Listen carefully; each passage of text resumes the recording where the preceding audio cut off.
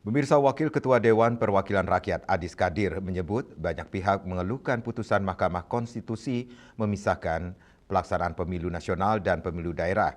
Sebab Adis menilai putusan MK itu dapat bertentangan dengan konstitusi, khususnya pasal 22E dan pasal 18 ayat 4 Undang-Undang Dasar 1945.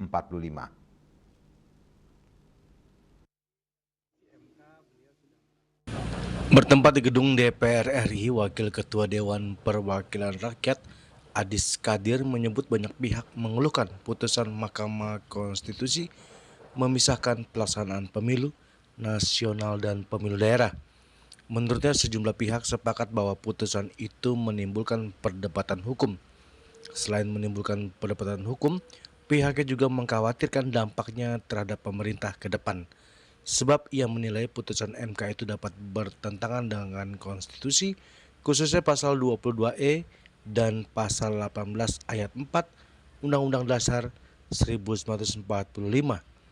Pasal-pasal tersebut menyatakan pemilu legislatif termasuk DPR, DPD, dan DPRD harus dilaksanakan dalam satu rezim pemilu setiap 5 tahun sekali.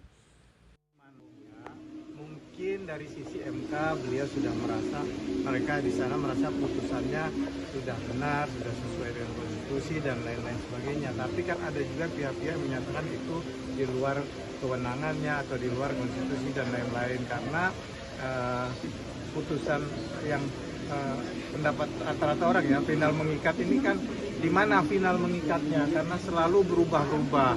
Apakah berubah kalau ketua MK-nya atau hakimnya ganti, putusannya berubah lagi, atau rezimnya ganti, pemerintahan itunya putusan lagi. Ini aja kalau nggak salah ada 4 putusan ini kan, mulai tahun 2000 berapa itu nomor, saya ada lupa. Kalau tidak salah kemarin Pak Mendagri nyampaikan ada 4 putusan terkait dengan MK yang selalu berubah-ubah. Ya, jadi final and bandingnya di mana? Padahal di dalam undang-undang MK itu kan belum ada aturan menyatakan final and banding mengikuti perkembangan situasional terkini, kan tidak ada undang-undang itu. Apakah ada rencana? Atau undang-undang MK juga ya, undang-undang dasar yang menyatakan bahwa MK dapat merubah satu undang-undang, ya kan?